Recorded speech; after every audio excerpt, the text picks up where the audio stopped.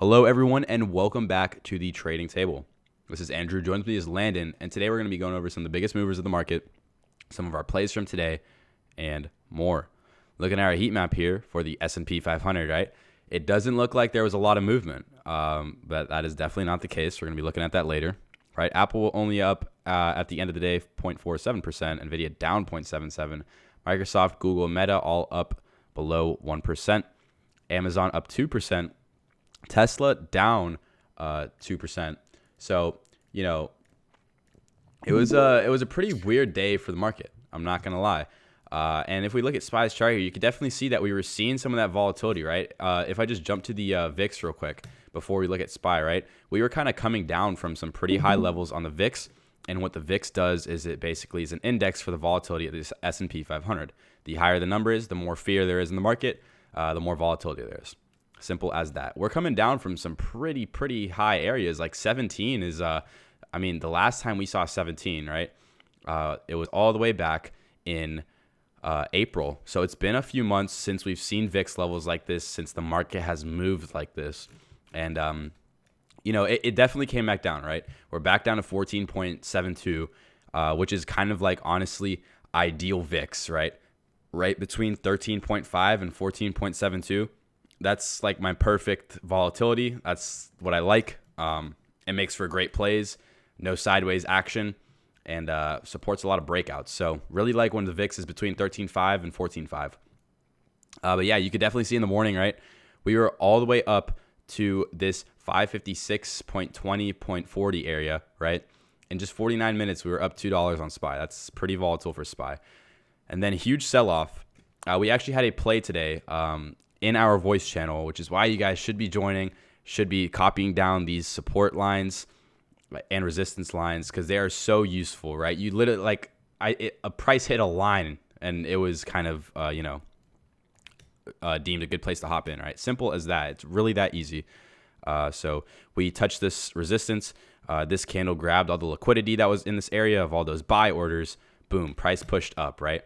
And obviously there's a lot more that goes into that decision, like market sentiment. But just very basics of it. Hit the support, and we went up. Simple as that, right? Anyway, though, SPY did kind of chop out intraday. And then it had a breakdown, chop, move back to the upside, and then a sell-off end of day. So it was still pretty volatile. There was definitely some areas where buyers and sellers were pretty conflicted. As you can see, these candles are still pretty big, right? Got a lot of big volume candles.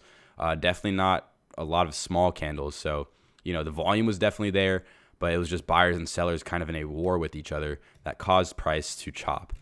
Going into tomorrow for SPY, I'm pretty sure that we're going to be bullish, and I'll explain why. But yeah, I also want to just go over real quick. We've been talking about how we're in an Apple kind of biased market where Apple is the heaviest weighted on SPY. But I'm like almost 100% sure today that we've fully transferred over to back to an Nvidia biased market, right? So today it wasn't super correlated, but yesterday, that's like 1-to-1. Look at that chart, right? Actually insane. It's almost the exact same. But yeah. We're back kind of to an Nvidia biased market as compared to Apple. If we go to Apple's chart for today, and when we reset both of them so we can see a bit better, right? Apple still correlated, don't get me wrong, but there is a little bit of differences in the way that price is moving, the weight of it. But for now, if you want a good rule of thumb of what to watch to get your market sentiment, right?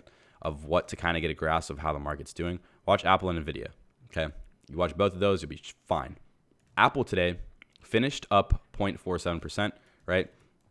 Super volatile. When the VIX is high, everything moves a lot. So especially, these big companies under the S&P 500, they will move quite a bit, right? Nvidia, same case here. I think that if anything, we just had such a big bull run yesterday that we're just kind of correcting a little bit now. And we're going to definitely push higher tomorrow. I think price needed to give itself a break from that momentum. If we jump out to the hour chart here, kind of get a better grasp for price yesterday, right? On Monday, these candles are just pushing super high. And I'm pretty sure on the RSI, we were kind of getting overbought there, right? But we are back down, as you can see, to even a little,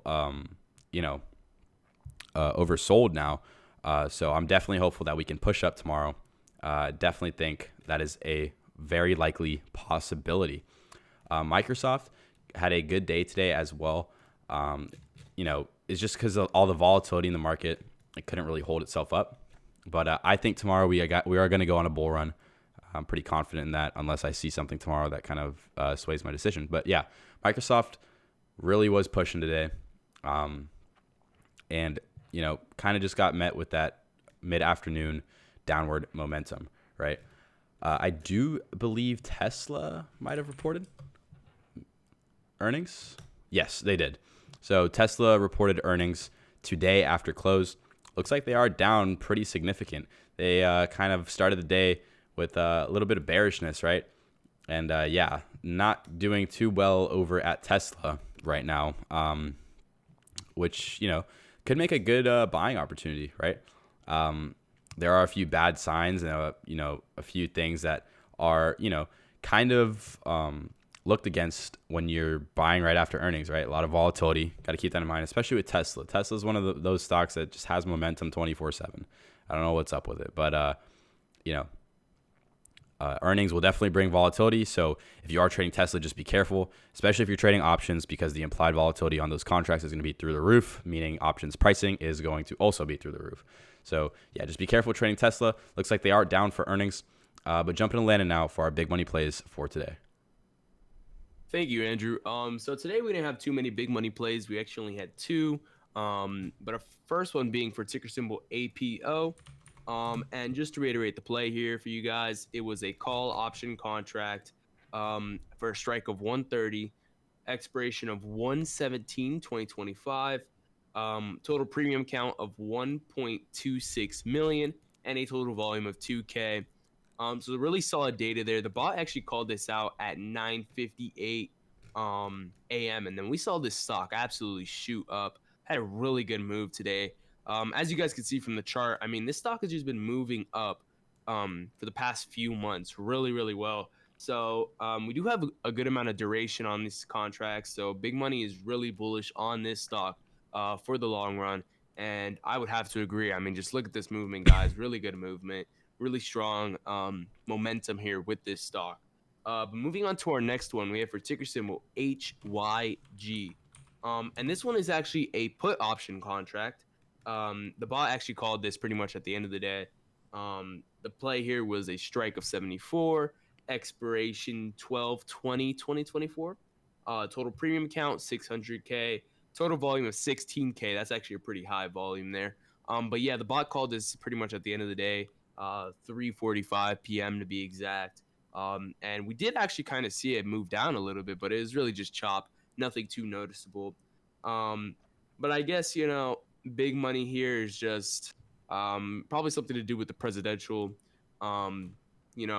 if Kamala or Trump, something like that, will affect high yield corporate bonds. But I don't know. We'll have to see. This one might be a little more tricky to find entry and actually make profit off this one.